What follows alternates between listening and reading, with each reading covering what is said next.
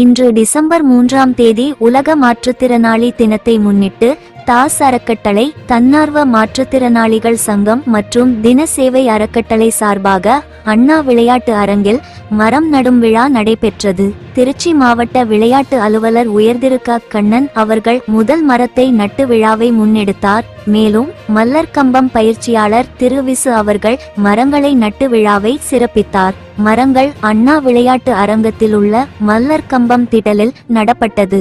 மல்லர் கம்பம் வீரர்கள் மரங்களை வளர்ப்போம் என உறுதியளித்துள்ளனர். தாஸ் அமைப்பு சார்பாக திரு மகேந்திரன், மாற்றுத்திறனாளி தேசிய தடகள வீரர், மற்றும் திரு பாலகிருஷ்ணன், மரம் வளர்ப்பு பிரிவின் பொறுப்பாளர் அவர்களும், திரு சிவப்பிரகாசம் நிறுவனர் தன்னார்வ மாற்றுத்திறனாளிகள் மற்றும் தினசேவை அறக்கட்டளை அவர்களும், திரு கதிரேசன் செயலாளர் தன்னார்வ மாற்றுத்திறனாளிகள் சங்கம் மற்றும் தினசேவை அறக்கட்டளை அவர்களும் விழாவை முன்னின்று நடத்தினர். மரங்கள் தென்னை மற்றும் மா. திருச்சிராப்பள்ளியில் இருந்து நிருபர் எல். பாபுவின் அறிக்கை.